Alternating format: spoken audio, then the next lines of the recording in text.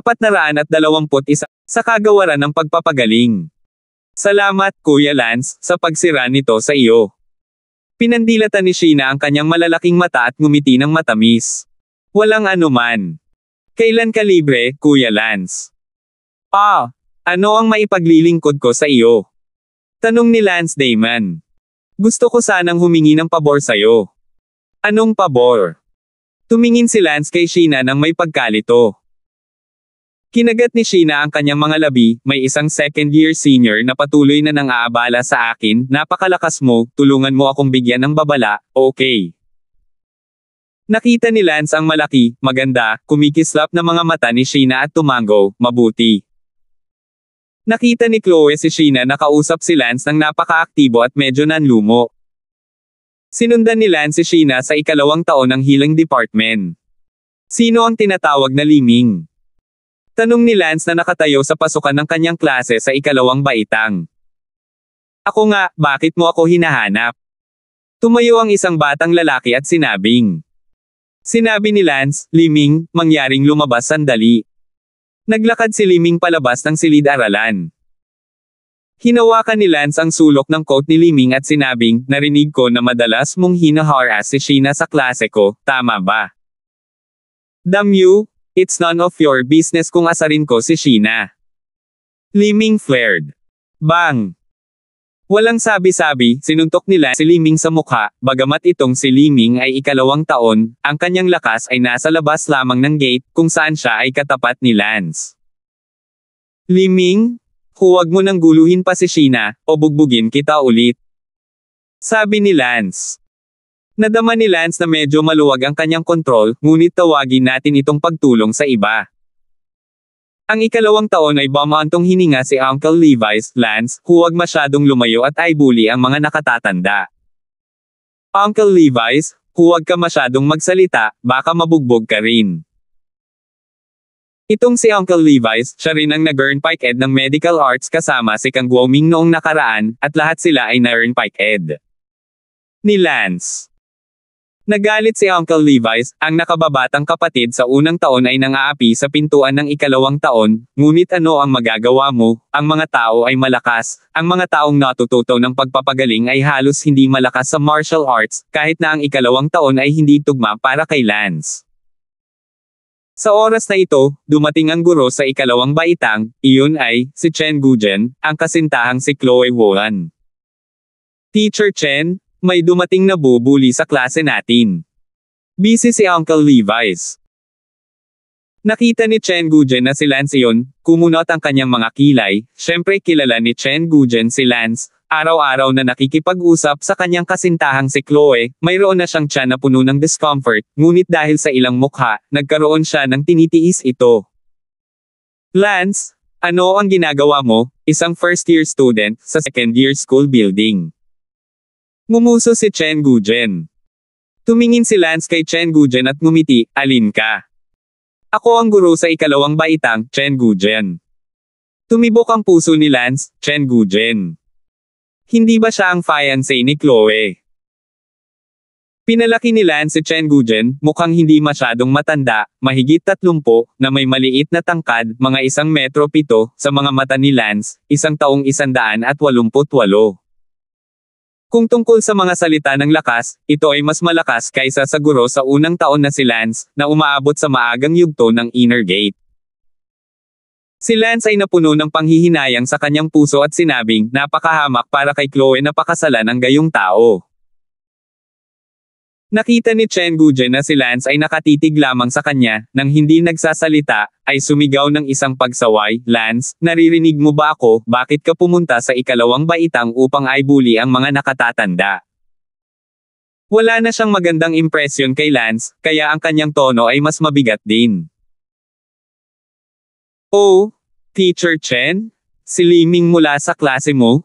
Hinaras ang klase ko, kaya pumunta ako dito para turuan ng leksyon si Liming, inaasahan kong magiging accommodating si Teacher Chen, aalis agad ako pagkatapos ng lesson. Nakita ni Chen Gujen kung gaano kamayabang si Lance, hindi siya inilagay sa kanyang mga mata, galit na galit siya, Lance, huwag mo akong pilitin. Naiwan si Lance, itong si Chen Gujen, talagang sineseryoso ang sarili. Lance, isa akong guro sa ikalawang baitang, ano ang ibig mong sabihin sa ganyang ugali? Malakas na saway ni Chen Gujen. Sige, Chen Gujen, wala akong oras makipag-usap sa iyo nang walang kaparerekon, sasabihin ko pa ang ilang salita kay Liming, aalis ako kapag tapos na ako. Lumapit si Lance kay Liming at binuhat Liming, sinabi ni Lance, Liming, tandaan mo, huwag mo nang guluhin si Sheena, naririnig mo ba ako? Galit na sinabi ni Liming, ano ang kinalaman ni Sheena sa iyo, masyado kang maluwag. Hindi mo na kailangang itanong kung anong relasyon ni Sheena sa akin, kailangan mo lang tandaan ang aking mga salita. Teacher Chen, iligtas mo ako. Sigaw ni Liming kay Chen Gujen. Sumigaw si Chen Gujen, Lance, umalis ka rito, sasabihin ko sa iyo sa huling pagkakataon, lumabas ka, huwag mo akong pilitin. Matagal nang pinagtitiisan ito ni Chen Gujen, bago pa si Chloe at si Lance ay nagkakagulo sa bawat pagliko. Nanlumo si Lance, Chen Gujen, nagkakasakit ka. Lance, anong lakas ng loob mong insultuhan ang iyong guro? Huminga si Lance, kapag sumigaw ka ulit, sasampalin kita, anong problema, ano kaya kung teacher ka, ikaw ba ang kalaban ko? So self-conscious? Kung bugbugin kita, nagtatanong ka. Para rito. Pagkatapos sabihin iyon, tumalikod si Lance at lumakad palayo, hindi naman talaga nataman ni Lance si Chen Gujen, tutal, isa siyang guro sa ikalawang baitang, binigyan siya ng mukha, at binibigyan din ng mukha si Chloe. Gayunpaman, magagalit si Chen Gujen. Ikaw. Nagmamadaling umakyat si Chen Gujen patungo kay Lance, nang agad na hinailan ni Uncle Levi's at ng iba pa si Chen Gujen pabalik. Teacher Chen? Be impulsive Napakataas ng martial arts ni Lance late na inner door hindi mo siya matatalo. Payo ni Uncle Levi's. Kinagat ni Chen Gujen ang kanyang mga ngipin at sinabing, Lance, hintayin mo ako.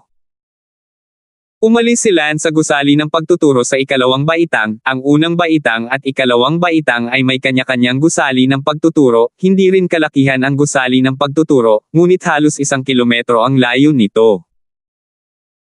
Hindi nagtagal pagkalabas ng gusali ng pagtuturo sa ikalawang baitang, ang gilid ng kalsada na si Sheena ay biglang sumugod palabas, tinapik ang balikat ni Lance at ngumiti, Brother Lance, maraming salamat. Walang anuman. Natalo mo si Liming, tingnan natin kung maglalakas loob pa rin siyang sunduin ako sa hinaharap.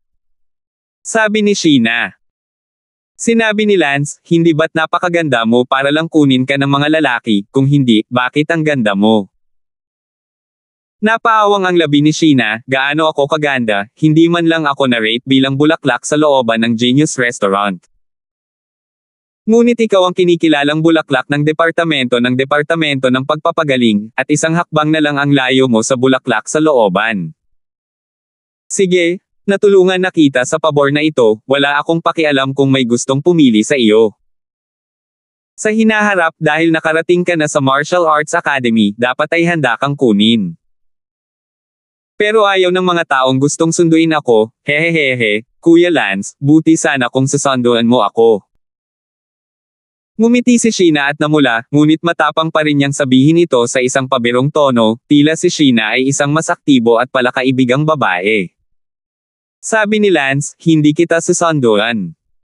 422. Nagpout si Sheena sa paglala, siguradong pinupulot mo si Chloe, isa siyang bulaklak sa ospital, nasaan ang bulaklak ng departamento ko na karapat-dapat na kunin mo. Huwag kang magsalita ng kalokohan, hindi ako nanliligaw kay Chloe. Tara, napakalapit mo kay Chloe, hindi ako naniniwalang hindi mo siya sinusubukang kunin, baka pumunta ka sa healing department lahat para mapalapit sa kanya. Hindi nagabalang magpaliwanag si Lance sa kanya. Ano man ang isipin mo. Si Sheena ay hindi masyadong matangkad, mga 164, at mukhang napakapitit at cute na naglalakad sa harap ni Lance, habang si Chloe ay mas matangkad, na umaabot sa 176, isang kumpletong diyosa. Si Sally ay hindi rin pandak, 169, at Shu si Elsa ay halos ganoon din. Sa sandaling ito, sa loob-loob ni Sheena naisip, bagaman hindi ako na-rate bilang isang bulaklak sa ospital, ngunit sa palagay ko ay hindi ako mas pangit kaysa kay Chloe, ako ay palaging ang bulaklak ng paaralan sa junior high at high school, mas maikli lang ako ng kaunti. Si Lance ay napakahusay na tao, kailangan kong subukang magsikap para dito. Tiningnan ni Sheena ang tuwid at marilag na katawan ni Lance at nakaramdam ng biglaang tibok ng puso. Sa hapon, si Lance ay nagsasanay pa rin ng martial arts ng mag-isa malapit sa first grade school building. Nang malaman ito ni Sheena, lumaktaw pa siya sa klase para panoorin si Lance na nagsasanay ng martial arts dahil gusto niyang subukang lumaban para sa kanyang sarili. Wow! Ang galing! Pinalakpak ni Sheena ang kanyang mga kamay at sinabi. Nais din ni Chloe na magsanay ng martial arts kasama si Lance upang turuan siya ni Lance, ngunit nang makita niya si Sheena sa gilid, napatapak ni Chloe ang kanyang paa sa depresyon at tahimik na umalis, kung hindi ay mapapahiya siya. Sheena, anong ginagawa mo dito kung wala ka sa klase? Huminto si Lance sa pag-practice ng kanyang espada at nagtanong. Nakikita kong nasa labas ka at curious na sumunod, kaya nandito ka para mag-practice ng martial arts. Sige, Sheena, bumalik ka na sa klase, hindi ka makakalaban sa akin. Okay lang, kung hindi ako magtatagumpay sa pagpapagaling, lilipat ako sa martial arts, ang talent ko sa martial arts is no worse than healing anyway, pinilit ako ng pamilya ko na maghiling dahil sa kakulangan ng mga healers, kung hindi, ako. Maaaring pumunta sa Department of Blood Work. Saber Department. Marunong ka mag-knife. Siyempre, nagsasanay na ako ng mga kasanayan sa kutsilyo mula noong bata pa ako. Sabi ni Sheena. Maglaro ng dalawang kutsilyo at tingnan mo. Mabuti. Agad na inilabas ni Sheena ang kanyang kutsilyo at ginalaw ang kanyang katawan, umiikot sa pwesto sa isang 720 degree na pagliko, ang enerhiya ng kutsilyo ay nagkurus at tinakpan ang bawat patay na sulok sa paligid niya. Gulat na sabi ni Lance, not bad, medyo may talino ka pa, hindi ko nakita iyon. Nakita ni Sheena si Lance na pinahahalagahan siya at masayang ngumiti, ngayon nakita mo na, ito ang hurricane knife technique ng pamilya ko. Good, tapos sabay-sabay din kayong mag-practice. Sinamahan ni Sheena si Lance na magsanay ng blade technique buong hapon, na pinahirapan si Chloe hanggang sa mamatay. Sinabi ni Chloe sa loob-loob, si Sheena ay talagang isang maliit na vixen, napaka-depressed na babae. Sa gabi, magkasamang nagpunta sina Lance at Sally sa Genius Restaurant para sa hapunan. Sally, paano ka natuto ngayon? Ganun pa rin, naglalaro ng class qualifying, 7th place ako sa class qualifying ngayon. Wow! Hindi masama. Hehe, ito ay higit sa lahat dahil sa kahangahangang espada at panloob na kakayahan na itinuro mo sa akin. Mahinhin na ngumiti si Sally. Sa oras na ito, ang Genius Restaurant ay nagbo-broadcast ng balita sa walang laman. So, pupunta ba talaga ang Dark Warrior sa Qingling bukas bago mag-12 ng tanghali? O gawa-gawa lang ito ni Elsa? Maghintay at tingnan natin, at magkulong sa Genius Restaurant Special Security News para makasabay sa nangyayari. Sa Martial Arts Academy. Nagulat si Lance nang marinig niyang binanggit ng espesyal na balita ang Dark Warrior. Ito ang ibang identity ni Lance bakit siya napunta sa Martial Arts Academy? May gumagaya ba sa kanya? Sa kanyang puso, sinabi ni Sally, nako, parang alam ni Lance. Tanong ni Lance, Sally, may tinatago ka ba sa akin? Well, actually, ganito, si Elsa ay binyantaan ng isang perverted freshman sa sword law department natin na maging gun girl niya, at sinabi ni Elsa na may gusto siya, kaya sinabi niyang Dark Warrior.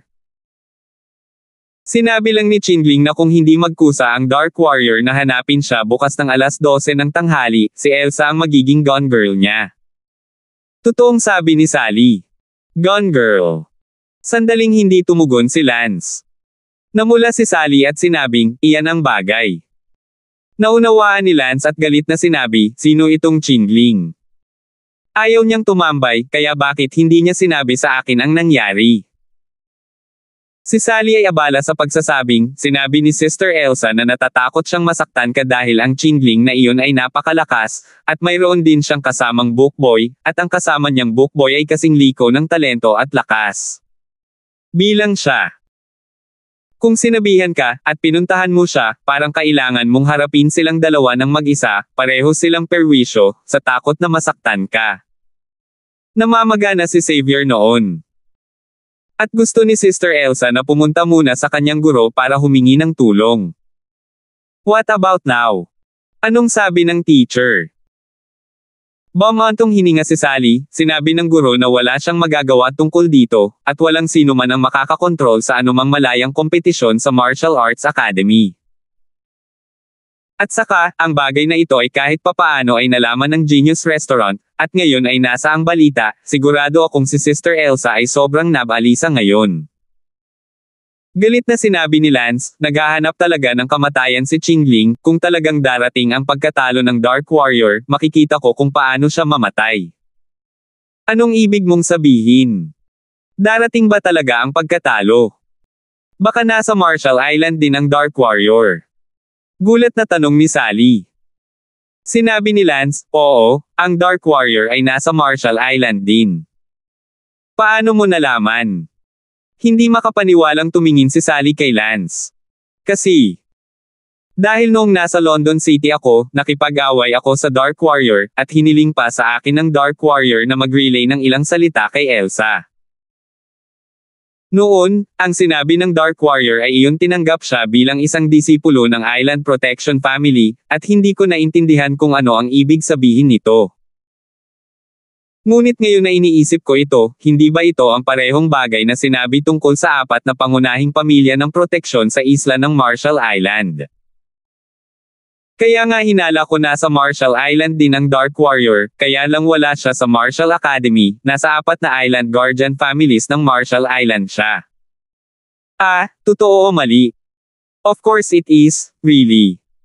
Sabi ni Lance na medyo nakonsensya. Sus, kung alam ni Sister Elsa ang tungkol dito, matutuwa siya, tara na, hanapin natin siya at sabihin sa kanya ang tungkol dito. Ah, hindi pa tayo kumakain. Huwag kang kumain. Kinaladkad ni Sally si Lance.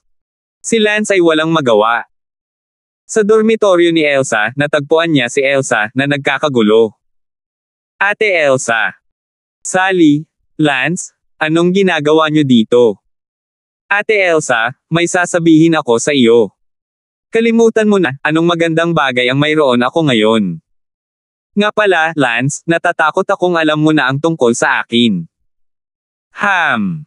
Tumango si Lance. Si Sally ay abala sa pagsasabing, Sister Elsa, isang T-Dark Warrior ay nasa Marshall Island din siya.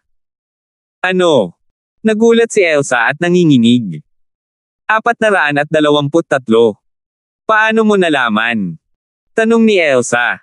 Sinabi yan ni Lance Paano mo nalaman, Lance? Ito, ganito? Dark Warrior parang nasa Marshall Island at tinanggap na siya bilang bagong disipulo ng 4 Great Guardian Island families. Masayang umiyak si Elsa. Medyo hindi nakaimik si Lance nang makita niya ang reaksyon ni Elsa, isang peking pagkakakilanlan na nagpaibig sa kanya ng labis, ang damdamin ay nagkakagulo. The 4 Great Island Guardian Families. Siya ay talagang tinanggap bilang isang disipulo ng 4 Great Island Guardian Families. Si Elsa ay may napakagandang pakiramdam sa loob, ang apat na pangunahing pamilya ng tagapagtanggol ng isla ay tumanggap ng mga bagong disipulo, halatang sila ay mas demanding kaysa sa Marshall Academy, ibig sabihin ay napakalakas ng talento ni Dark Warrior, hindi talaga siya nagkagusto sa maling tao, pero napakagandang tao nito. Nagtanong si Elsa, Lance, sigurado ka bang hindi ka nagsisinungaling sa akin? Bakit naman ako magsisinungaling sa'yo? Kung ganoon bakit hindi mo sinabi noon pa? Sana ko may alam tungkol sa Island Guardian families noon, ngayon ko lang nalaman na ang Marshall Island ay may 4 na major Island Guardian families bukod pa sa Marshall Academy, at ang 4 na major Island Guardian families ay tumatanggap din ng mga bagong disipulo.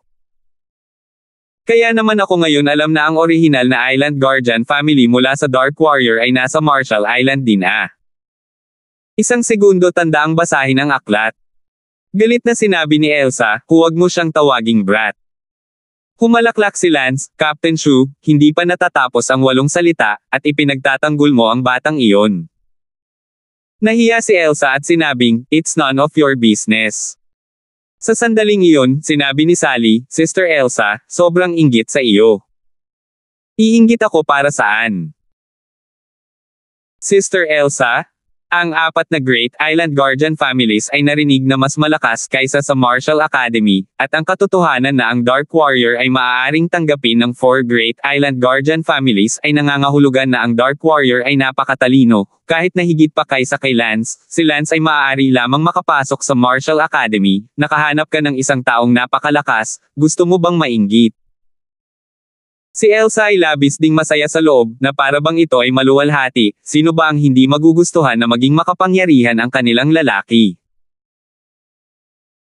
Gayunpaman, agad na itinaman ni Elsa ang kanyang sariling mga iniisip, tama ang sinabi ni Lance, isang pagkatalo ng Dark Warrior at ang kanyang 8 salita ay hindi pa natitira, siya ngayon ay nagsasaya ng isang umutot ngunit pati na rin ang kanilang sariling tao, walang kahihiyan. Napabuntong hininga si Elsa, maaaring hindi ako magustuhan ng mga tao, ano ba ang dapat ikainggit, dahil nasa Marshall Island din siya, bakit hindi ako lumapit, nananaginip lang ako.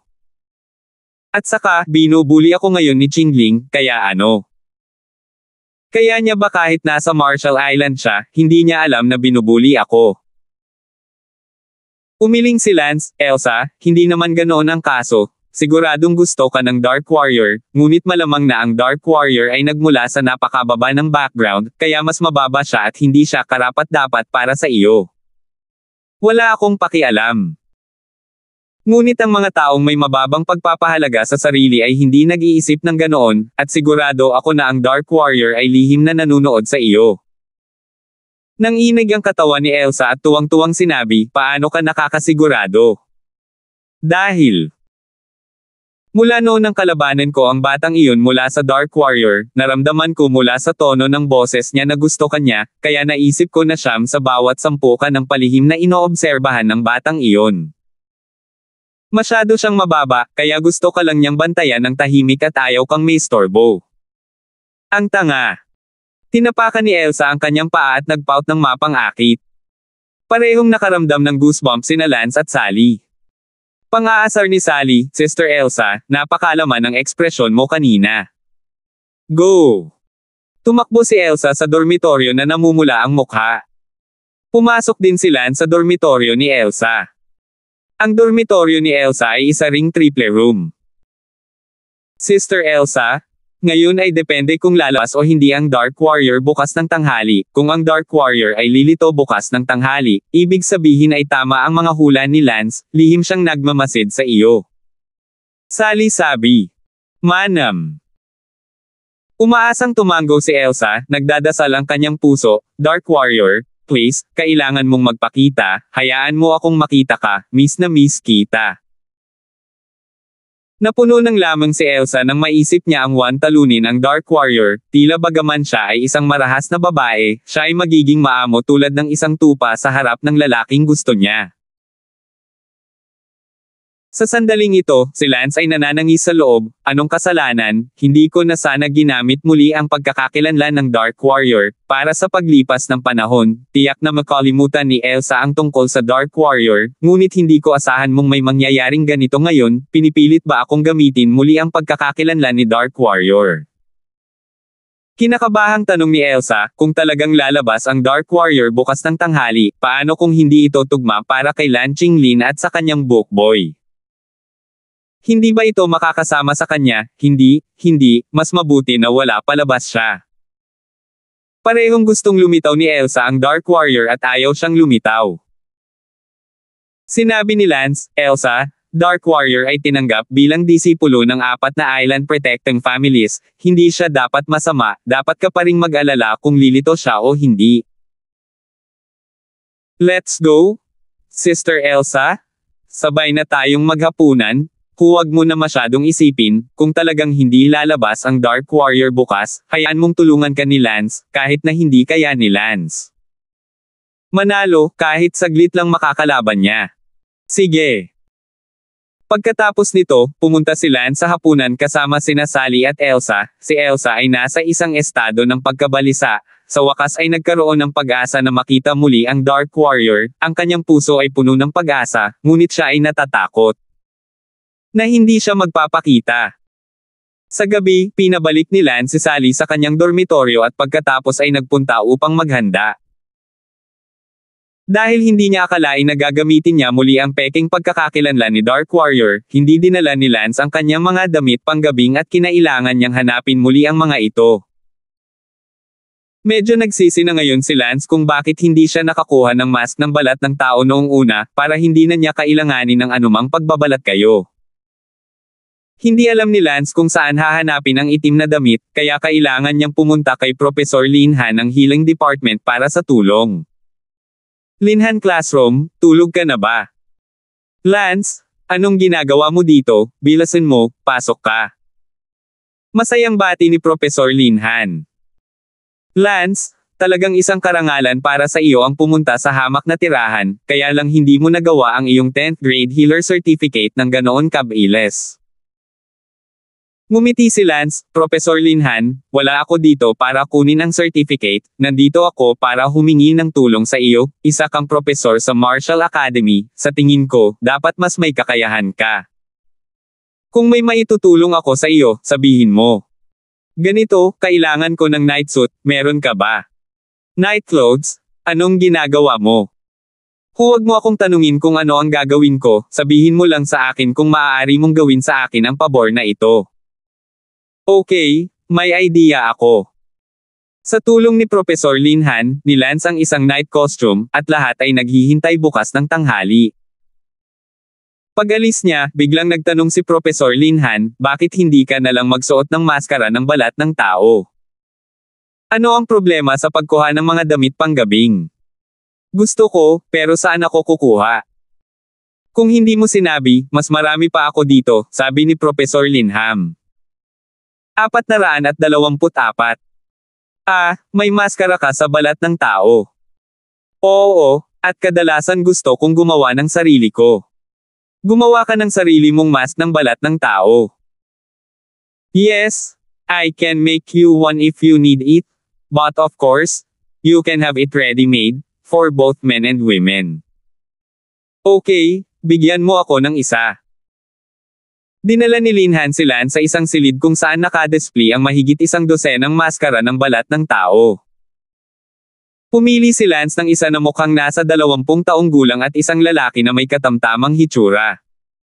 Ito na yon. Kunin mo. Kinuha ni Lance ang mga panggabing damit at ang maskara ng balat ng tao, kinuha ang dalawa para may isa pang pagpipilian. Kinabukasan, hindi pumasok si Lance sa klase sa Healing Department at natulog hanggang 10 AM, palaging naghahanda. Umalis si Lance sa dormitoryo at pumunta sa isang bakanteng lugar, pagkatapos ay nagsuot ng maskara ng balat ng tao, at biglang naging ibang tao si Lance, at ang kanyang hitsura ay naging pangit. 12:00. Sa Genius Restaurant, maraming tao ang nanood sa screen sa kawalan. Espesyal sa balita, mga kapwa mag-aaral, sa sandaling ito, si Qingling at ang kanyang kasamang study boy, si Lin Yan, ay nakaupo sa bubong ng dormitory building no. 3 sa District 7, na tila naghihintay na may dumating. Totoo ba na ang tao ni Elsa ay magpapakita bago mag-12 ng tanghali sa isang pagkatalo? Ang Genius Restaurant Special Security Officer ay patuloy na mag-uulat tungkol sa bagay na ito para sa lahat. Sa ilalim ng gusali ng dormitoryo ni Qingling, maraming mga estudyante sa grupo ang nanunood at nag-uusap doon. Naroon din sina Lin Chaofeng at Bai Yijen. Ang iba ay hindi alam kung sino ang Dark Warrior, ngunit sina Lin Chaofeng at Bai Yijen mula sa London City ay napakalinaw tungkol dito. Chaofeng, hindi naman talaga lalabas dito ang Dark Warrior, di ba? Tanong ni Bai Yijen. Hindi ko maintindihan, sa palagay ko ay halos si Elsa lang ang nagsasalita ng walang kaparerekon, na naghahanap ng dahilan para tanggihan si Qingling, ngunit hindi ko akalain na si Qingling ay sobrang tawgi, dahil sinabi ni Elsa na siya nagkaroon ng lalaking nagustuhan niya, hinayaan niyang lumapit sa kanya ng personal ang lalaking nagustuhan niya. Kaya nga meron tayong pangyayari ngayon. Nakikita ko rin, bagamat sikat ang Dark Warrior sa London City, dito, hindi ito mababanggit, paano ito magiging kalaban ni Qingling. Sa hindi kalayuan sa gusaling ito ng dormitoryo, kinakabahan sina Elsa at Sally na nakatingin sa bubong, ngayon sa bubong ng gusali ng dormitoryo, si Qingling ay malayang nakahiga doon, hindi gaanong naghihintay na lumitaw ang Dark Warrior, ito ay mas tulad ng isang palabas. Young Master, sa tingin mo ba ay talagang lilito ang Dark Warrior? Tanong ng kasamang bokboy ni Qingling. Batukan ko siya kung maglakas loob siyang lumabas, bukod pa, ito ay tiyak na gawa ni Elsa para tanggihan ako. Kung gayon, bakit ka naghihintay ng isang walang laman dito na may gayong pagyabong? Ginagawa ko ito ng kusa para ipakita kay Elsa, titingnan ko kung ano ang dahilan kung bakit kailangan akong tanggihan ni Elsa. Linyan? Hindi lang ikaw ang nag-escort na schoolboy ko, kaibigan mo rin ako, at kapag si Elsa ay naging gone girl ko, tiyak na mas mababa sa iyo. Young Master, ang lakas ng loob kong hawakan ang babae ni Young Master. Linyan? Ikaw ang aking kapatid, ang mga babae ay natural na makakasama sa mga kapatid, tsaka, gagamitin ko lang si Elsa bilang gone girl para malutas ang pangangailangan sa panahon ng Martial Arts Academy, pagkatapos nito ay magkakaroon tayo ng 3 batch. Gulp! Nilunok ni Linyan ang kanyang laway, 3 batch. Sa sandaling ito, isang kaguluhan mula sa karamihan sa ibaba. Sino ang lalaking nakasuot ng itim na nakatayo sa malayong bubong? Hindi naman talo, di ba? Mayroon ba talagang isang bagay bilang isang taunang tao? Ang lalaki ni Elsa. Nakarinig si Qingling ng isang paggagulo sa ibaba, noon lang niya nakita ang isang lalaking nakatayo sa bubong ng isang dormitoryo sa di kalayuan, isang lalaking nakaitim.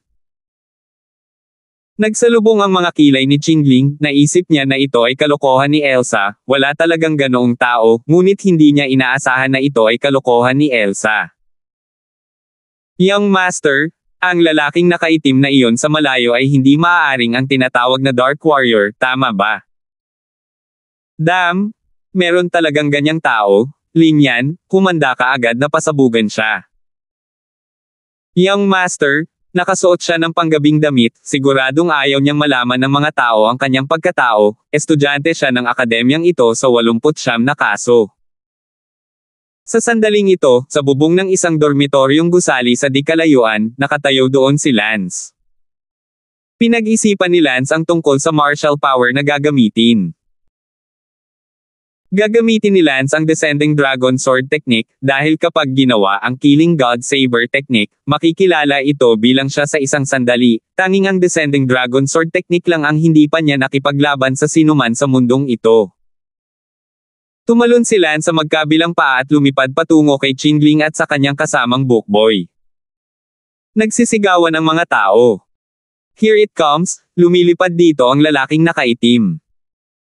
Wow! Hindi talaga nagsinungaling si Elsa, may lalaki talaga siya, bakit nakasuot ng panggabing damit ang lalaki niya?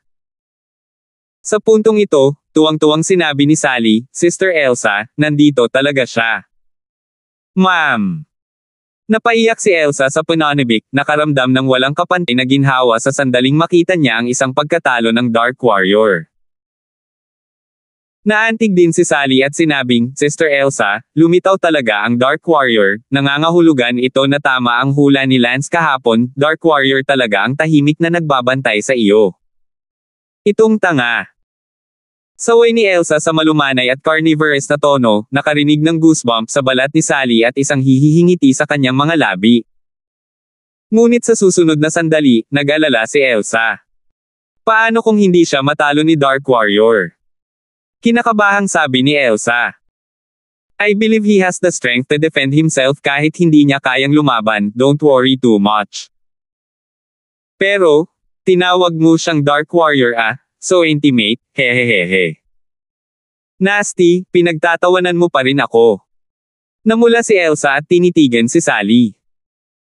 Sa oras na ito, lumipad na si Lance at nakatayo sa bubong ng dormitoryo ni Qingling Lan kalaban ang amo at katulong ni Qingling, habang ang mga nanunood sa ibaba ay tuwang-tuwa na nanunood, walang nagsalita ng malakas. Katulad nito, sa Genius Restaurant, ang virtual na screen ay natural na pareho, na may ilang mga espesyal na ulat ng mga bubuyog sa eksena, nagbo-broadcast ng 360 degrees ng walang patay na anggulo. Tumingin si Lance sa dalawang tao sa kabila ng silid at nagpakawala ng walang pakialam na dagandong, alin si Qingling Lan. Ang mga tao sa ibaba, na narinig ang walang malasakit na dagandong ng Dark Warrior, ay bumulalas, napakahusay. Ang wikang ginagamit ngayon ni Lance ay hindi niya karaniwan, ngunit ang parehong malamig na boses na mayroon ang Dark Warrior, kaya ito tunog na pakakahanga-hanga. Nakita ni Qingling na tinawag siya ng Dark Warrior na aso sa kanyang unang pangungusap at biglang sumigaw, "Ako ang iyong lolo na si Qingling, ikaw ang tinatawag na Dark Warrior." Sinabi ni Lance, "Qingling, wala kang mata para sa disiplina, nakasandal sa malakas at nananakot sa mahihina, ngayon ay tatalunan ko ang Dark Warrior at kikilos sa ngalan ng langit, ilalagay kita, ang munting magsasaka, sa hustisya." Hahaha, hahaha, pumunta ka sa nanay mo kaysa, at kumilos sa ngalan ng langit, hahayaan kitang kumain ng sarili mong tae gusto mo. Galit na galit ni Qingling. Tuwang-tuwang sinabi ni Elsa, siya talaga, oh. 425. Ma'am. Tuwang-tuwa ding tumango si Sally, mula sa tono ni Lance, alam niya na ang lalaking ito ay isang ganap na kabiguan. Ang kasamang scholar boy ni Qingling ay nagsabi, "Young master, hayaan mo munang turuan siya ng iyong subordinate ng leksyon." Pagkatapos sabihin iyon, ang buong katawan ni Lin Yan ay parang malamig na pana na pumapatay kay Lance. Nakaramdam ng malamig na lamig si Lance, tila si Qingling, ang bookboy, ay napakalakas at may talento. Ang espada sa kamay ni Lance ay agad na humaplos, at isang perpektong arko ang palm-unit ng hangin. Swoosh! Si Lance ay kumurap ng isang dosenang magkasunod na espada. Ang espada ni Lin Yan ay agad na pinigilan ni Lance na walang kakayahang mag-rebound. Pahinga. Dang! Sinaksak ni Lance ang espada ni Lin Yan. Ang espada ni Lin Yan ay ang inig ng husto, at ang malalim na kasanayan sa espada ni Lin Yan ay nabasag ni Lance ng sabay-sabay. Sa sandaling ito, ang mukha ni Lin Yan ay mapatla at siya ay natakot sa loob, paano siya naging napakalakas, kung tutuusin mula sa momentum ng kanyang katawan, siya ay higit sa isang huling yugto ng inner gate, siya ay napakalalim. Nakita rin ni Qingling ang pakiramdam na walang kapantay ang kanyang bookboy. Sa baba, sumigaw ang mga tao, napakalakas ng Dark Warrior, anong klaseng sword technique meron siya, perfect lang. Alipin ng aso. Biglang sinaksak ni Lance ang braso ni Lin Yan gamit ang isang espada sa likod niya. Nasaksak ang braso ni Lin Yan at sabay sampal ng malakas sa mukha. Gagawin ko. Sa sandaling iyon, sumali si Qingling sa laban, at medyo mas malakas si Qingling kaysa kay Lin Yan. Forgotten Form Sword Technique. Biglang ipinakita ni Qingling ang kanyang pinakamalakas na sword technique, ang Forgotten Form Sword Technique. Biglang, ang katawan ni Lance ay napuno ng makakapal na anino ng espada, kahit na ang Forgotten Shape Sword Technique ay nakakalimutan, kapag nagsanay ng malalim, ito ay nasa lahat ng dako, na tila walang kapintasan. Agad na nagsanib puwersa sina Qingling at ang amo at tagapaglingkod ni Lin Yan upang salakayin si Lance. Napabuntong hininga ang lahat habang galit na galit ang tatlo sa bubong. Matatagpuan ba ng isang pagkatalo ng Dark Warrior ang pinagsamang pagsisikap ng kanilang dalawang baluktot na bagong libro? May tandang pananong sa puso ng lahat. Ang Descending Dragon Sword Technique ni Lance ay mas hindi mahina, ang espada ay sumayaw sa hangin, ang bawat espada na ginamit ay nagdala ng isang nakamamatay at malamig na hangin. Ang unang estilo ng Descending Dragon Sword Technique, Flying Dragon sa langit. Nagsisimula na ngayong gamitin ni Lance ang tunay na Descending Dragon Sword Technique, isa lang itong espada na umiinit. Biglang, kwago, nang ilabas ang unang tindig ni Lance, ang kanyang espada na si Chi ay naging dagendong ng dragon, na para bang isang higanteng dragon ang ipinanganak, at ang matinding pagpatay na aura ay dumiretso kina Qingling at Lin Yan. Ang mga taong nanonood. Mula sa ibaba ay tila nakita niya ang dulo ng espada na hawak ni Lance, at malabo ang isang di nakikitang dragon. Nagbago ang mga mukha ni na Qingling at Lin Yan, at dumating ang napakabangis na Chi, hindi mapigilan. Bang! Kacha! Parehong naramdaman ni na Qingling at Lin Yan ang isang malakas na puwersa na tumama sa kanila ng sabay, ang kanilang mga katawan ay lumipad paatras ng hindi sinasadya, pagkatapos ay ang mga espada sa kanilang mga kamay ay napunit din ng nakapatay na si Chi na napakalakas na hindi nila kayang labanan, at sila ay nasira sa isang click. Flying Dragon in the Sky, 2 Swords in 1. Muling ginamit ni Lance ang unang estilo ng Dragon Descending Sword technique na dalawang espada sa isa. Ginawa ng espadang ito, ang kapangyarihan ay higit na mas malakas kaysa sa espadang iyon ngayon lamang sa pamamagitan ng dalawang beses na kwadrado, dalawang espada sa isa, ito ay isang espada na kwadradong beses, kung ito ay tatlong espada sa isa, ito ay magiging tatlong beses na kwadrado. Hooray! Hooray! May dalawang dragon na umuungal ng sabay, na nagpapahiwatig na si Lance ay matagumpay na naghagis ng dalawang espada sa isa. Wow! Dalawang espada sa isa ang pumatay kay Lanqing. Lin at Lin Yan, ang kanilang mga damit ay biglang naging tela at mga piraso, ang kanilang mga katawan ay may dugo, ang pangunahing bagay ay hindi panlabas na pinsala, ngunit panloob na pinsala, sa sandaling sila ay nagdusa ng malubhang panloob na pinsala, kung wala silang isang malakas na manggagamot.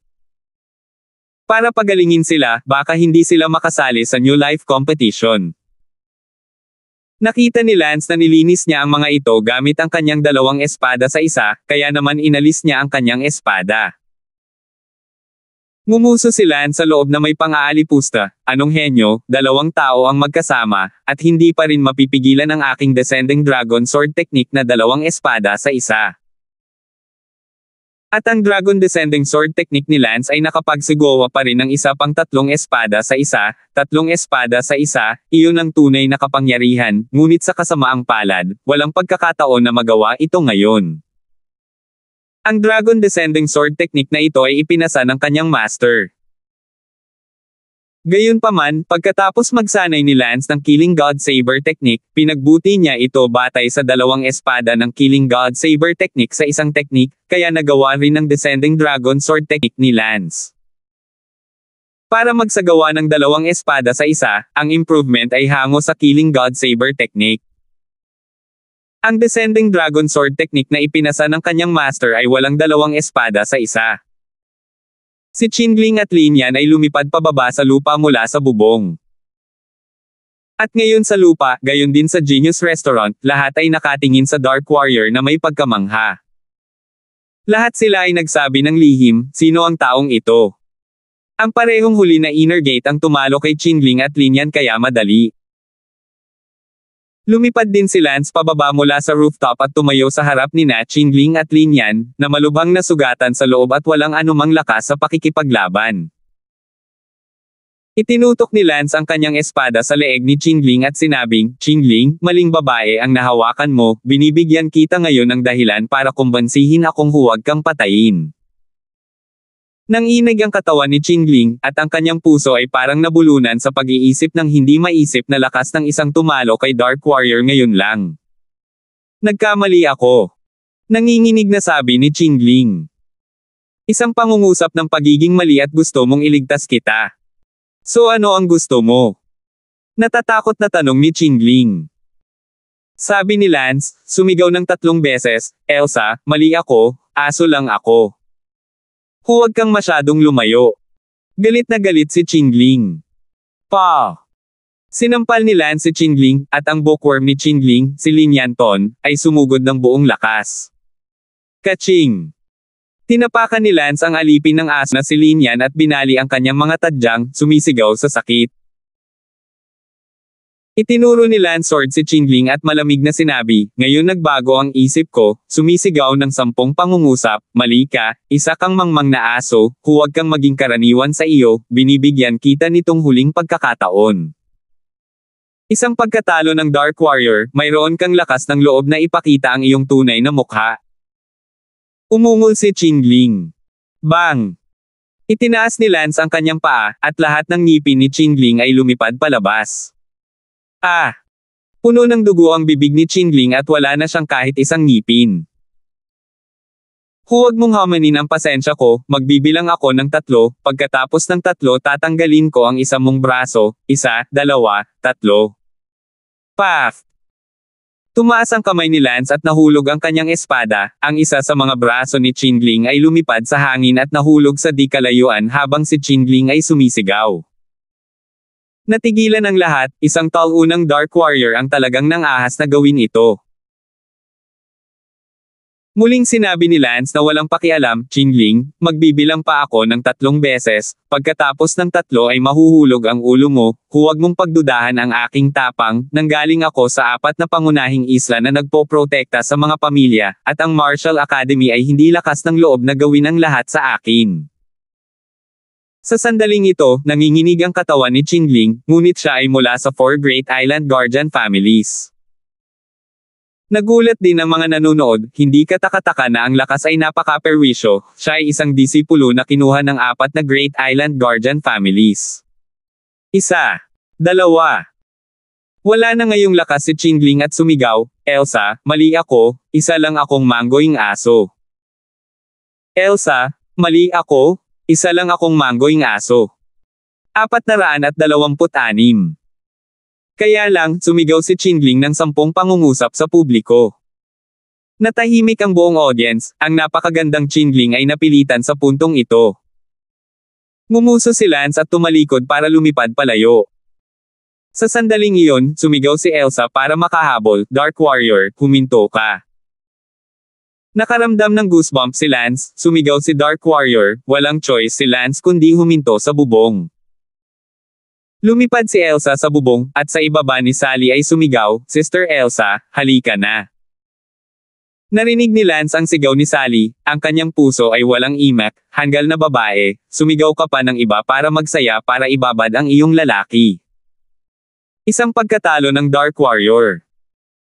Galit na tumingin si Elsa kay Lance, ang kanyang mga mata ay nagniningning sa mga luha, nakakaawa. Napapaligiran ng ilang bubuyog sina Lance at Elsa, alam ni Lance na ang mga bubuyog na ito ay ang mga espesyal na reporter ng Genius Restaurant, pinababa ni Lance ang mga bubuyog na iyon sa isang kisap mata gamit ang isang pick ng kanyang espada.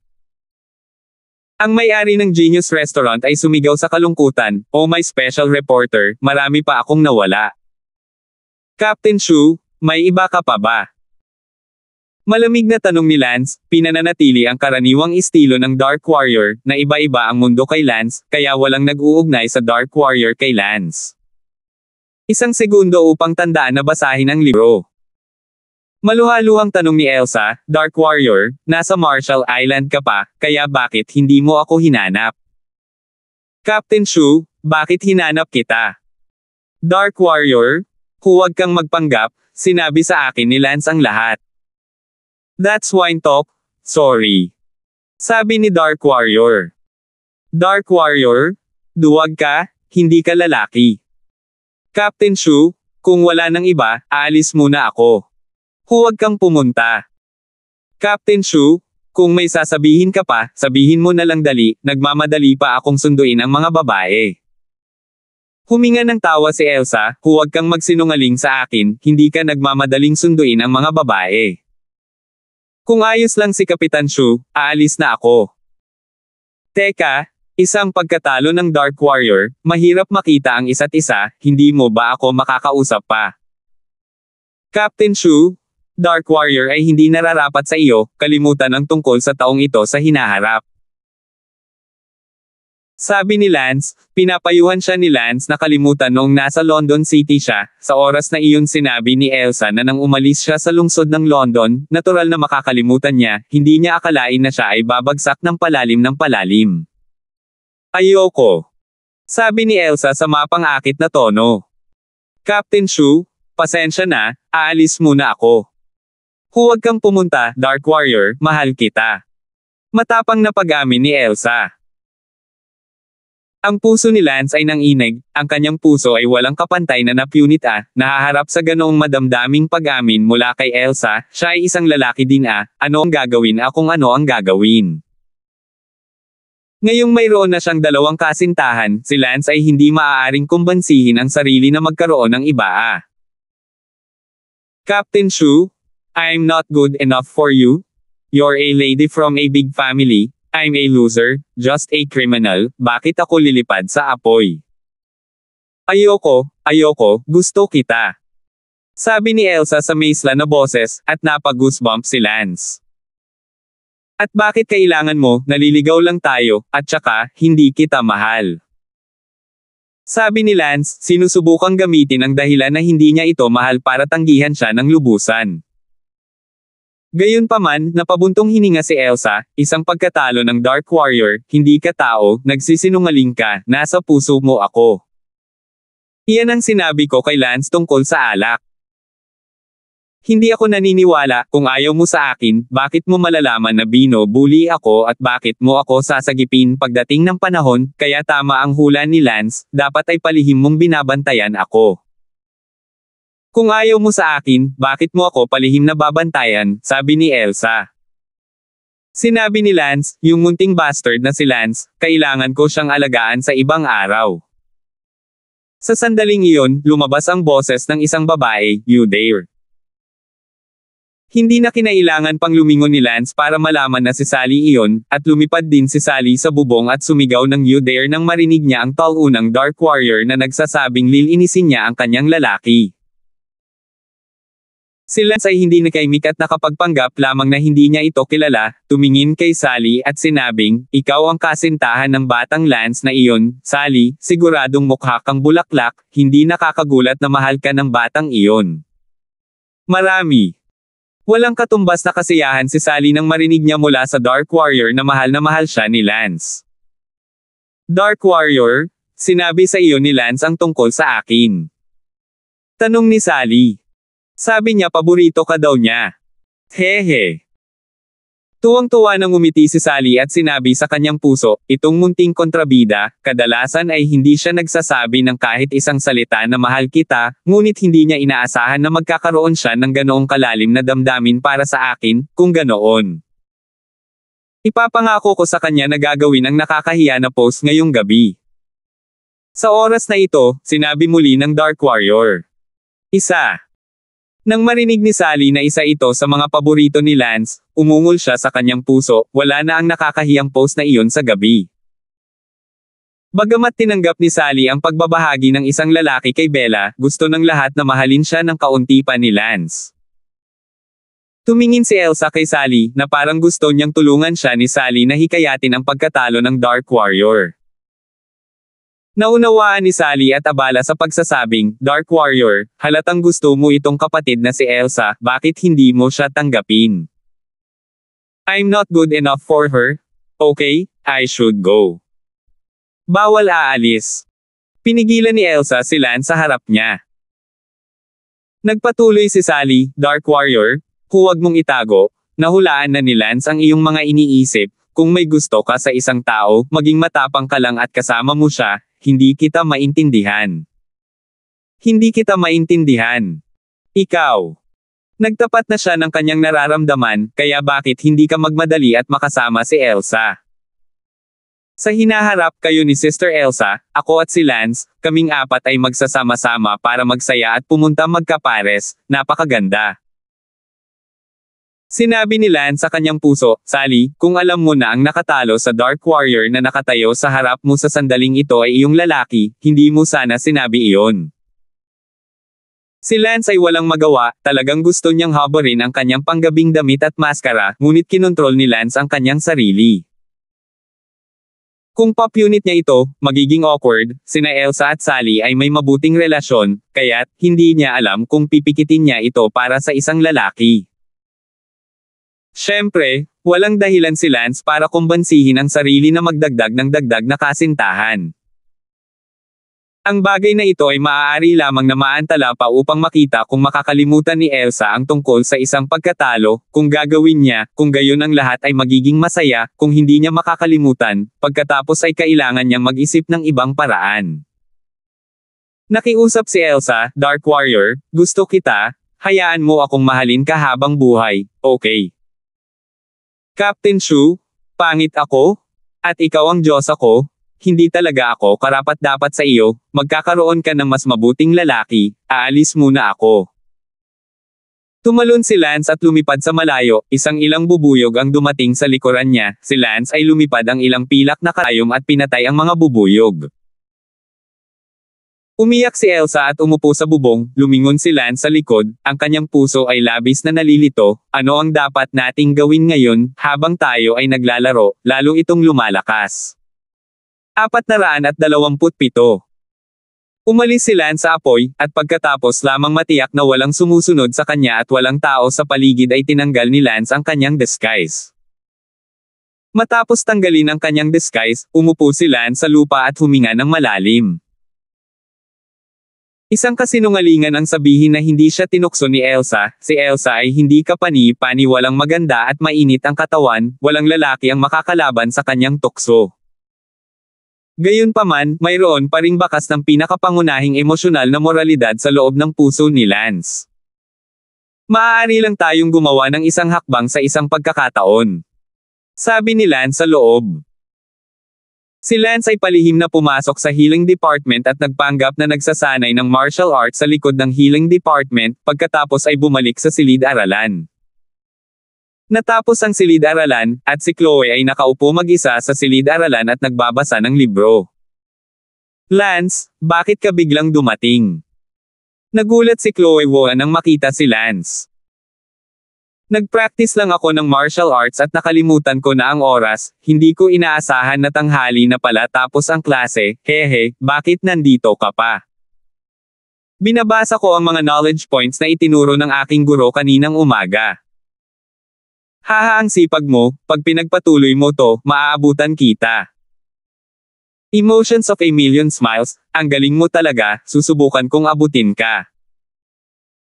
Ang unang pagkataon na ako ay nasa silid ay noong ako ay nasa silid kasama ang aking asawa, ako ay nasa silid kasama ang aking anak na babae. Umiling si Lance at nagmamadaling lumabas ng silid-aralan, hindi na nananatili sa mga magagandang dilag na ito tulad ni Chloe sa hinaharap. Lance, saan ka pupunta? Kumain ka na ba ng tanghalian? Tanong ni Chloe Hindi pa, aalis muna ako. Nagmamadaling umalis si Lance. Hintayin mo ako, sasamahan kita sa hapunan. Naabutan ni Chloe. Walang magawa si Lance, gusto kong mag-isa sa hapunan, bye. Lumipad palayo si Lance, pagkatapos lumipad ng ilang dosenang metro, tumingin siya pabalik kay Chloe, nawala siya at nakatayo doon na hindi gumagalaw. Nakita ni Lance ang nawalang mga mata ni Chloe, ang kanyang isipan ay biglang nag-flash sa mga mukha ng maraming babae sa kanyang nakaraang buhay, ang ganitong uri ng pagkabigo na nakita ni Lance sa kanyang nakaraang buhay. Huminto si Lance at natamba. Nakita ni Chloe si Lance na bumalik upang hanapin siya, isang sandali ng kaligayahan.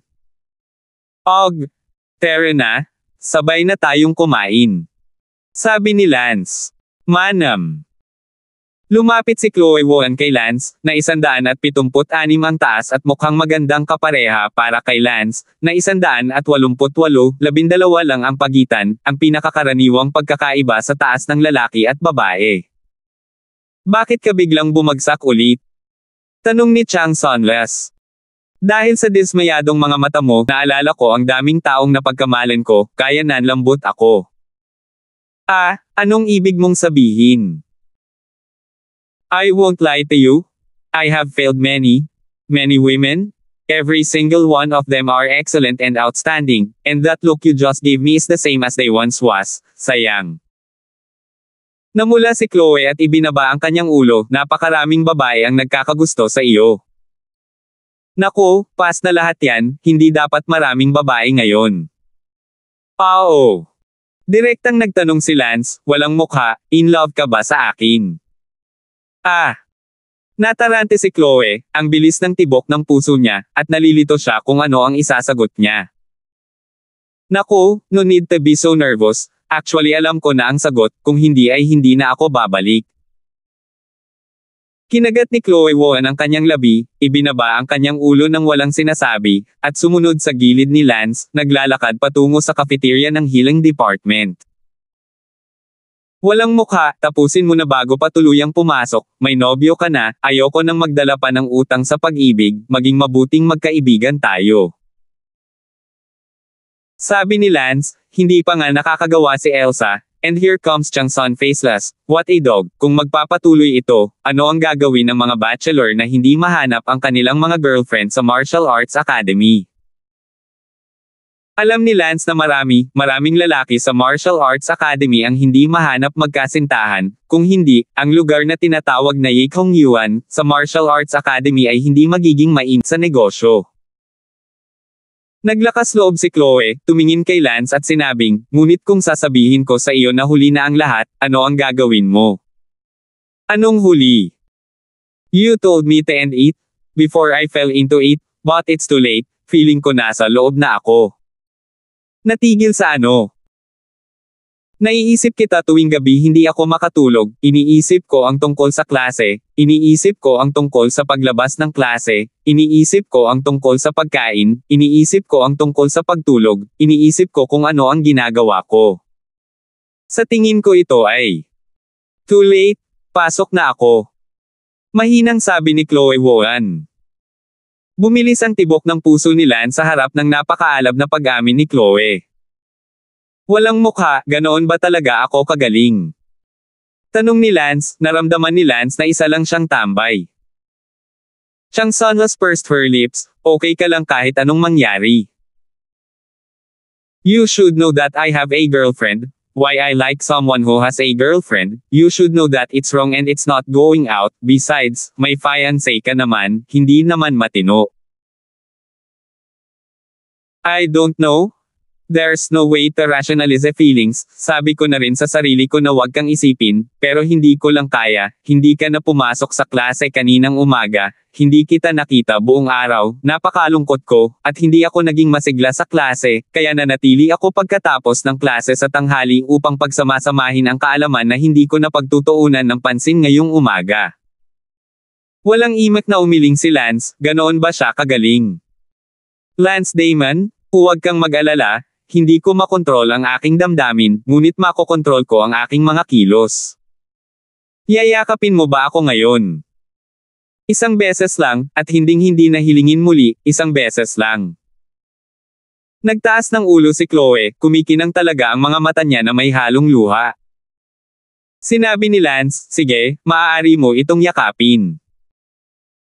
Dahan-dahang yamakap si Chloe Woan sa yakap ni Lance, at pagkatapos bumantong hininga, ikinawit ni Lance ang kanyang mga kamay sa baywang ni Chloe Woan. Sa sandaling ito, sa hindi kalayuan, isang pares ng mga mata ang nakamasid, mga matang tila nagbubuga ng apoy, ito ay ang guro sa ikalawang baitang na si Chen Gujian, ang kasintahang si Chloe. Hinawakan ni Lance ang baywang ni Chloe, manipis ang kanyang baywang, at mararamdaman ng isa na siya ay may napakaliit na kurba. Ang mapangakit na halimuyak ng katawan ni Chloe ay patuloy na naaanod sa ilong ni Lance, kinontrol ni Lance ang kanyang sarili na hindi ito maamoy, ngunit patuloy pa rin itong pumapasok.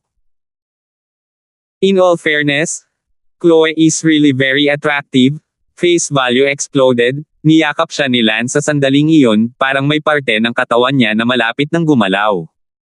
Sa sandaling ito, isang dagandong ang lumabas, ano ang ginagawa ninyo? Nagulat si Chloe, natarante at humiwalay kay Lance, tumingin ang kanyang mga mata, si Chen Gujin iyon, hindi maiwasang manginig ang katawan ni Chloe. Paanong nagkataon na nakita siya ng kanyang kasintahan? At magkayakap si Lance. Si Chen Gujin ay nakaramdam ng sama ng loob tulad ng pagiging cuckolded ni Lance, at sa puntong ito ay galit na, nang walang sabi-sabi, nagmamadaling umakyat at gustong suntukin si Lance. 428. Sa kasamaang palad, hindi siya kalaban ni Lance. Bang! Binaril siya ni Lance ng isang sipa, at nahulog si Chen Gujen. Galit na galit si Chen Gujen sa loob, niyakap ang kanyang kasintahan, at siya ay binugbog. Papatayin kita. Muling sumugod si Chen Gujen. Napabuntong hininga si Lance. Chen Gujen, huwag kang gumawa ng sarili mong kamatayan ang sipa ko lang ay maaway na. Si Chloe ay abala sa paghila kay Chen Gujen, ngunit saan siya makakahila? Bang! Hinampis ni Lance ang dibdib ni Chen Gujen ng isa pang hampas ng palad, at biglang bumagsak si Chen Gujen sa lupa. Hindi na nagabala pa si Lance na tapusin siya at sinabi kay Chloe, aalis muna ako, hindi ako sasama sa iyo sa hapunan ngayon. Tumango si Chloe at mabilis na lumipad si Lance. Kay Chen Gujen, hindi siya tinuturing ni Lance na kalaban, kaya natural, hindi niya ito isinasapuso. Si Chen Gujen ay sumigaw sa kalungkutan at tumingin kay Chloe, ginawa mo talaga ang bagay na iyon. Tusong sinabi ni Chloe, wala akong ginawa sa kanya. Nagyakapan lang kayo, wala kayong ginawa. Ako, magkayakap lang kami. You're my fiancé? Bakit ka may kayakap na iba? Gusto kitang yakapin at hindi mo ako pinayagan, kahit ako, kung bakit siya. Sigaw ni Chen Gujen, sa wakas ay sumabog ang emosyon na matagal niyang pinipigilan. Kinagat ni Chloe ang kanyang mga ngipin at sinabing, Tito Chen, wala akong itatago sa iyo, gusto ko siya. Ikaw ang fiancé ko, at gusto mo siya. I can't control my feelings, but I can control my actions. I'm innocent with him, but my heart can't help but like him. Huwag na huwag kang makisama sa kanya. I can't do it. I can't go a day na hindi ko siya nakikita. Ikaw. Gustong tamaan ni Chen Gujen si Chloe Woan, at ngumuso si Chloe Woan, kung maglakas loob kang patulan, matatapos na ang kasal natin. Sa huli, si Chen Gujen ay hindi naglakas loob na labanan ito, masyado siyang natatakot na talagang matapos ito dahil napakaganda ni Chloe para matalo. Kailangang magkompromiso si Chen Gujen at sinabing, okay, kung gayon kailangan mong aipanga ako na hinding-hindi mo ito malalampasan sa kanya. Hindi ako ganoong klaseng babae. Medyo nag-relax si Chen Gujen sa loob nang marinig niya ang assurance ni Chang Sun, ang mga bagay-bagay ay maaaring maging malayo ngayon. Lumipad si Lance patungo sa dormitoryo at biglang may nakasalubong na 5 tao, 3 lalaki at 2 babae. Ang isa sa kanila ay isang babae, kilala siya ni Lance. Ikaw. Ikaw. Sabay na nagulat si Lance at ang babae. Ang babae ay nagpakita ng galit na tingin kay Lance. Siya, ay walang iba kundi ang kambal na kapatid ni Sally, si Winnie Churen. Hahaha, Winnie, talagang tinatakbuhan ka rito. Tumawa ng malakas si Lance, hindi itinuring ni Lance si Winnie bilang isang kaaway, ngunit itinuring siya ni Winnie bilang isang kaaway. Minsan sa lungsod ng London, tinanong siya ni Lance sa bundok at binasag ang kanyang damit, ang kanyang buong katawan ay nakita ni Lance, hinding-hindi ito malilimutan ni Winnie. Nakita na ngayon ni Winnie si Lance, nanginginig ang kanyang katawan at nag-igting ang kanyang mga ngipin, hindi rin niya inaasahang makikita si Lance sa Martial Arts Academy. Kahit na si Lance ay espesyal na iniulat sa Genius Restaurant dati, ngunit ang Martial Academy ay napakalaki, wala pang 1% ng mga estudyante ang nakakita ng espesyal na ulat ni Lance, at hindi pa ito nakita ni Winnie, at hindi pa niya napuntahan. Ang Genius Restaurant din. Sa oras na ito, isang babae sa tabi ni Winnie ang nagtanong, Winnie, sino ang taong ito? Kilala mo siya? Tanong din ng isang batang lalaki, Winnie, hindi ka man lang nangungumusta kapag nakabangga mo ang isang kakilala mo. Si Winnie ay may kasamang 3 lalaki at 2 babae, isa sa mga lalaki, ang kanyang kasintahang si Peter Wagner, ay nasa 3 taon na mas matanda, na may napakalakas na lakas. Mayroon ding isang lalaki, ang kanyang pinsan, si Riker Churen, na kabilang sa mga perwisyo. Klase ng freshman, late stage strength ng inner gate, confidently trying to win the top 10 of the freshman competition. Nang makita ng nobyo ni Winnie na si Peter ang mukha ni Winnie, naramdaman niyang may mali, na para bang hindi siya nakakita ng pamilyar na kaibigan, ngunit mas parang isang kaaway. Nagtanong si Peter, Winnie, ano ang nangyayari? Oo, Winnie, medyo pangit ka.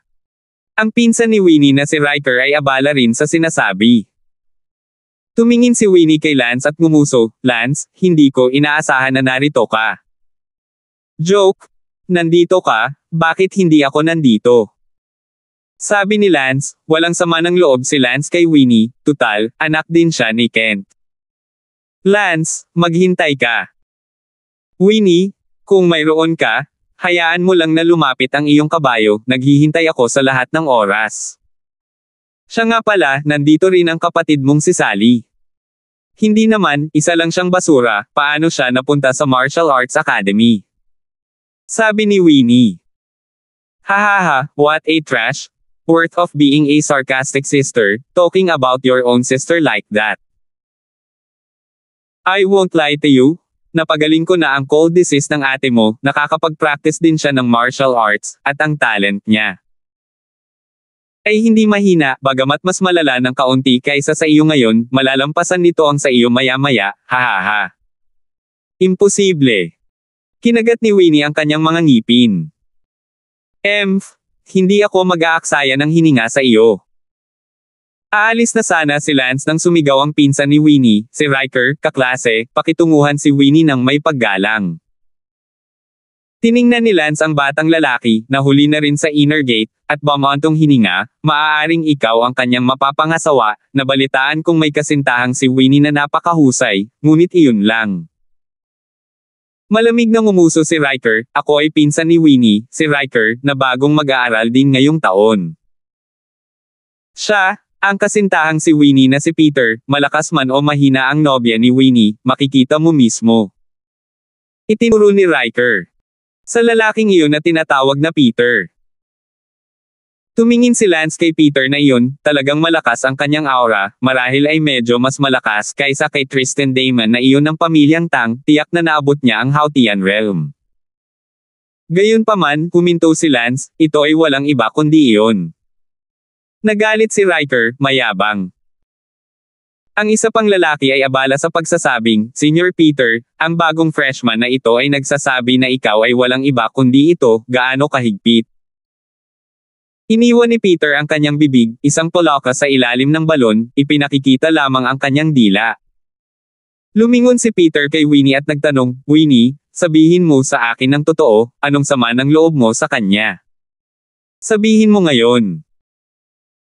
Siyempre si Winnie ay hindi naglakas loob na sabihin ito, nakita siya ni Lance sa kabuuan at pinalo, hindi niya sasabihin kahit kanino ang tungkol dito, lalo pa ang kanyang kasintahan, natatakot siyang malaman ng kanyang nobyo at hindi siya gusto o something, dahil henyo ang fiancé niya at takot siyang matalo.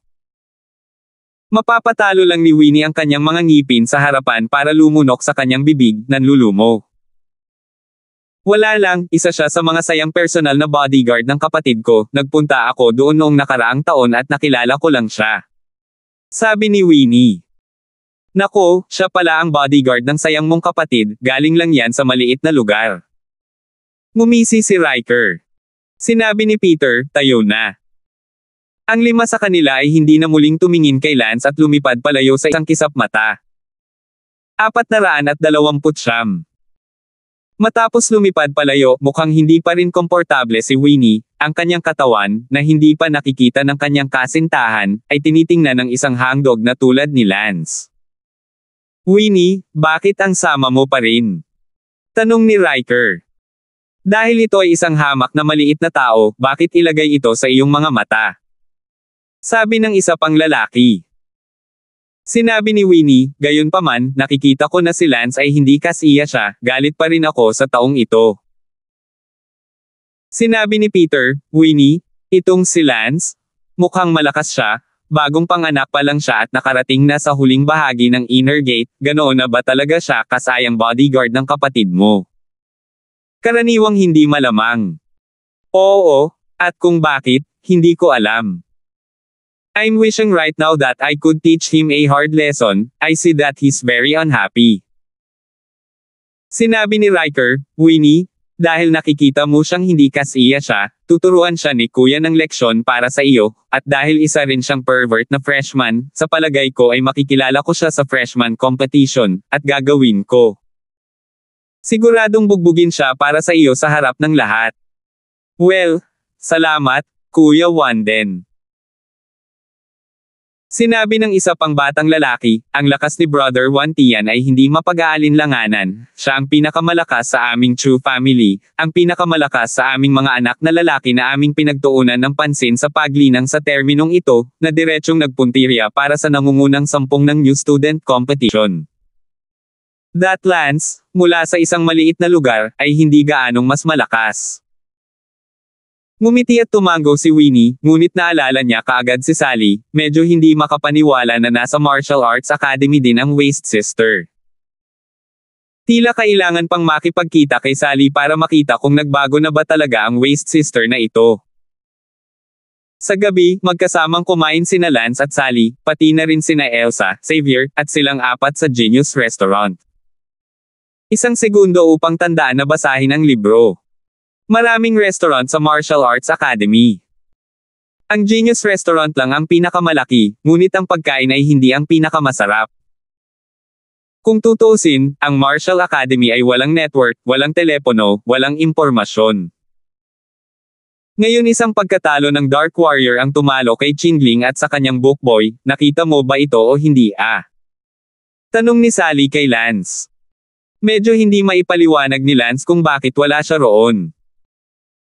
Sinabi ni Lance, nakalimutan ko, pumasok ako sa klase, dapat alam ko na hindi ko makaligtaan ang napakagandang kaganapan. Ikaw, kahit tungkol kay Elsa, makakalimutan mo iyon.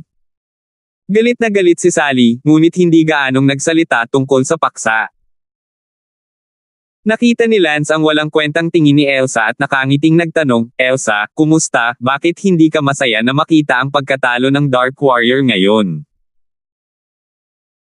Walang espiritong sinabi ni Elsa, siya, tinanggihan ako, hindi na talaga kailangan na maging napakababa niya, kahit na ako ay nagmula sa isang malaking pamilya, hindi ako mataas at makapangyarihan, bukod pa, siya ay napakatalino, kahit na pumunta siya sa bahay ko para mag-propose ng kasal, baka hindi siya mabaygo.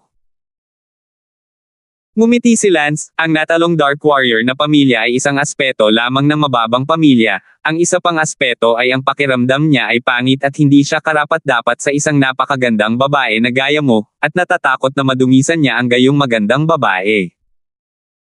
I don't even mind, ano ba ang dapat niyang isipin? In short, I love him to death, I believe that he will accept me sooner or later.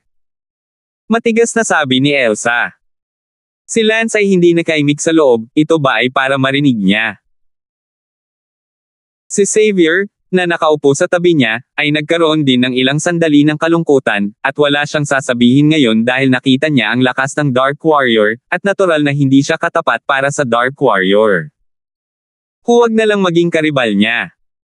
Kaya naman, naisip ni Xavier sa loob-loob na, mukhang mababago ko lang ang layunin ko at habulin ang pinsan ni Elsa na si Yana. Sa kasamaang palad, si Yana ay dating kasintahan ni Lance, isang mantsa na nakakakilabot talaga. Hindi ko alam kung nagawa na ni Lance iyon kay Yana, kailangan kong tanungin si Lance tungkol dyan, sana napag-usapan lang nila iyon at wala pang nagawa. Sinabi ni Sally, Sister Elsa, huwag mo munang isipin ito sa ngayon, sa iyon na ito, sa malaot madali, hindi ito sa iyo, walang kwentang isipin ito. Naniniwala ako na balang araw ay magiging iyo ang Dark Warrior. Boyfriend, o kahit asawa. Manam. Masayang tumango si Elsa, habang medyo nahihiya sa parehong oras. Pagkatapos kumain, lumipad ang lahat palabas ng Genius Restaurant. Iminungkahi ni Sally, maglakad-lakad tayong lahat kasama si Sister Elsa, ayos lang na bumalik sa dormitoryo sa gabi. Mabuti. Sa sandaling tumango si Xavier, okay na si Lance dito.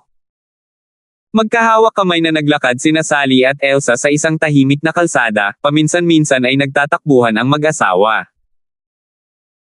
Ang Martial Arts Academy ay walang gaanong libangan, kahit na ang mga telepono, pati na ang mga computer TV, na pinilit ang mga mag-aaral dito na ginugugol ang lahat ng kanilang oras sa pagsasanay sa martial arts. Mas nakakabagot lang kapag libre sila, kaya ang pag-ibig pagkatapos ng pagsasanay sa martial arts ang pinakamalaking saya para sa mga mag-aaral ng Martial Arts Academy, kaya sa gabi, ang mga kalsada ng Martial Arts Academy ay puno ng mga mag-asawa at ang mga palumpong ay madalas na nakikitang nanginginig. Mukhang may sasabihin ka sa akin. Sabi ni Lance kay Xavier. Oo, Lance. May gusto akong sabihin sa iyo, pero gusto kong maghintay hanggang makabalik tayo sa dormitoryo. Okay lang, sabihin mo na, nauna na sila at hindi ka maririnig. Kinagat ni Xavier ang kanyang mga ngipin at sinabing, Lance, may gusto akong itanong sa iyo. Lahat sila roommates, sige magtanong. Huwag ka kasing lalapit, wala pa rin akong crush sa'yo, kahit roommates kayo. Di bale, ano bang gusto mong itanong sa akin? Iyon, ano ang nangyayari sa inyo ni Yana? Tanong ni Xavier sa mahinang boses. Yana, ano ang kinalaman niya sa iyo? Kami rin ni Yana ay galing din sa pagiging boyfriend ni Yana dati. Oo, alam mo rin yan tama ang sinabi sa'yo ni Elsa. Nanlumo si Xavier at isinumpa si Nima sa ilalim ng kanyang hininga. Lance, ikaw at si Yana, hanggang saan na ba kayo umunlad? Tanong ni Xavier. Masyado kang nagtatanong, hindi si Yana kung sino ka, bakit ko sasabihin sa iyo ang tungkol sa kanyang mga personal na bagay? I grew up with her since we were kids. What's wrong with me care about it? If you don't want to talk about it, forget it, I asked. Ngumiti si Lance, dahil curious ka, sasabihin ko sa iyo, kami ni Yana. Nang makita ni Lance na tila medyo kinakabahan si Xavier, nahulaan na ni Lance sa kanyang sarili na malamang na inilipat ni Xavier ang kanyang target kay Yana dahil hindi siya maabutin ni Elsa. Sabihin mo. Ngumiti si Lance, kami ni Yana, nangyari na. Nangyari sa ano? Kinakabahang tanong ni Xavier. Binigyan siya ni Lance ng isang blankong tingin at sinabing, kalokohan, syempre relasyon iyon. Nanghina ang katawan ni Xavier at parang gumuho. Bumantong hininga din si Lance at sinabing, ngayong naiisip ko ito, talagang nami-miss ko ang pakiramdam ng panahong iyon noong high school, kapag hindi ako nakaklase sa kanya para pumunta sa isang silid, Si Xavier ay malapit nang umiyak at tumalikod. 430. Tumingin si Lance sa papaalis na si Xavier at sinabi sa kanyang puso, hindi kayang talunin ng kompetisyon ang pagkatalo ng Dark Warrior, kaya gusto niyang baguhin ang kanyang target na ibabad si Yana, gaano kawalang kibo. Hindi ko alam kung si Yana mababad na talaga siya, ang ganda-ganda ni Yana, bakit medyo naaawa ako kung nababad siya. Dinurog ni Lance ang kanyang ulo, paano nagkakaroon ng ganoong pag-iisip, kung magpapatuloy ito, napakaraming magagandang babae sa buong mundo, hindi ba't nakakaawa ang bawat magandang babae na magpakasal sa iba, ang pag-iisip na ito ay hindi dapat pinapayagan. Nasaan si Xavier? Tanong ni Sally. Nako, nauna siyang bumalik. Hindi rin pinansin ni Elsa si Xavier, patuloy na naglalakad na magkaakbay kasama si Sally, sinundan sila ni Lance, nakatingin sa likod ng dalawang babae, pareho silang may perpektong sukat, si Sally ay magiging payat ng kaunti, habang si Shumi bahagyang mas matambok si Chen, ang kanyang balakang ay bilugan at hubog, nakatingin sa puso at isipan ni Lance, halos magkakaroon ng pisikal na reaksyon. Naku, nagbago ang sentido ko pagkatapos mag-practice ng Room Center Meridian, dati, hindi ako masyadong mag-iisip kahit may dumaan sa akin na magandang babae, pero ngayon ang sarap makakita ng magandang babae at mag-iisip ako ng random. Kahit na nakita ko si Winnie sa tanghali, talagang pinagpapantasyahan ko ang aking isip, mama, napaka-speechless ko sa sarili ko. Sabi ni Lance sa loob. Lance, bilasan mo? Bakit ang bagal mong maglakad mag-isa? Oh!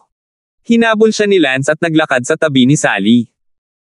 Sinabi ni Lance, Sally, naabutan ko ang iyong kapatid na babae, si Winnie, noong tanghali. Nakita ko rin ang kasintahang si Peter, nabalitaan ko na napakalakas niya at third-year student na siya, kahit sa Hautian level. Sabi ni Lance. Sinabi ni Elsa, Sally, talagang malaki ang pagkakaiba ng kapalaran mo at ng kapatid mo, siya ang mapagmataas na anak ng pamilya at may napakagandang nobyo.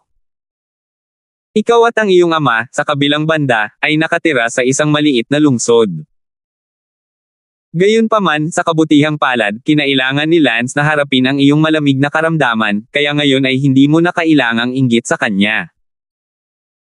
Nagam si Sally, hindi maiinggit kay Winnie sa pagkakaroon ng napakagandang nobyo, buong pagmamalaking sinabi ni Sally, may Lance ako, kontento na ako.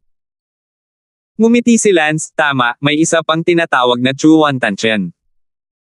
Ah, Riker, nandito rin ba siya? Nagulat si Sally. Oo, ang mga sumama sa kapatid mong si Winnie ay pawang freshman, itong si Chu 110, nabalitaan kong napakalakas niya, diretsong target ang top 10 nanograms freshman competition, at ang kanyang kaharian ay kapareho ng sa akin. Nako, I didn't expect that he's also this talented. Kilala ko din siya nung maliit pa ako, hindi pa ako tinatamaan ng sipon ko that time, so kids play okay. Mukhang proud na proud si Riker. Nagtanong si Sally, saang lupain siya ngayon, Winnie? Kumpleto na ang panlabas na pinto, sabi ni Lance. Nako, mas maganda yan kaysa sa akin.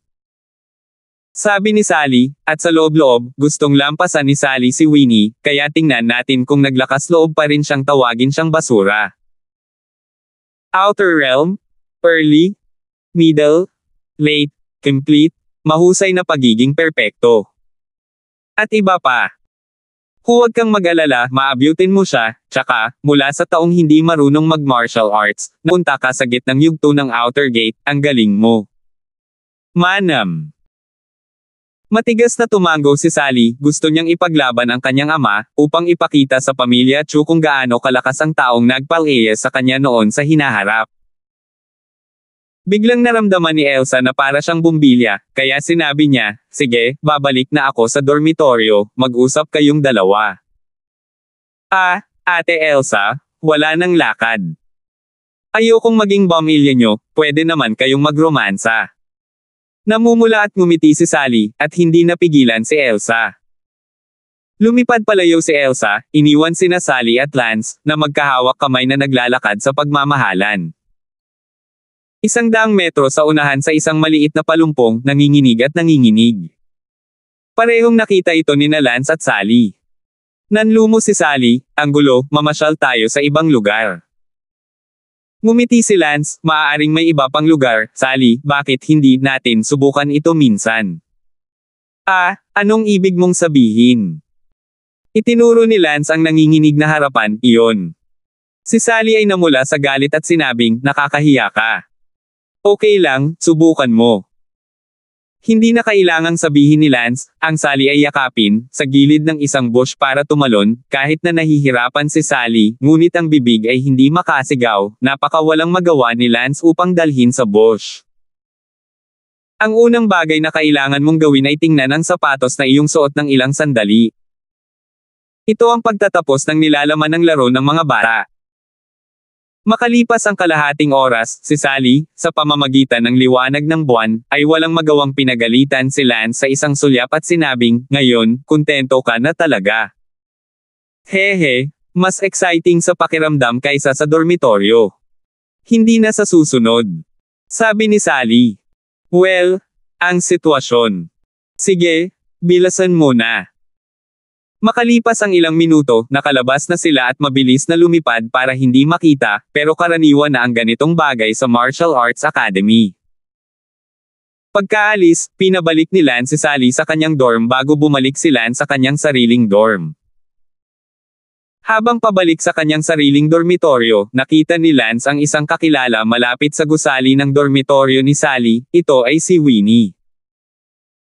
Nagtanong-tanong si Winnie at nakita niya ang dormitoryong gusali kung saan tinutuluyan ni Sally, dahil gusto ni Winnie na makita sa sarili niyang mga mata kung talagang hindi na siya katulad ng trash sister na iyon.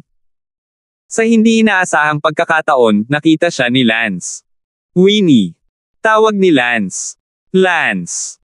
Nakita ni Winnie si Lance na puno ng galit at pagngangalit ng mga ngipin. Humalaklak si Lance, ano, ikaw lang mag-isa, nasaan ang iyong napakahusay na kasintahan, at ang iyong pinagmamalaki na pinsan? Hindi sumama sa iyo. None of your business. Malamig na sabi ni Winnie. Winnie, Narito ka upang makita ang aking kasintahan, si Sally, hindi ba? Girlfriend mo. Hindi ba ikaw ang bodyguard niya? Girlfriend ko na ngayon, sabi ni Lance Damon. Walang hiya.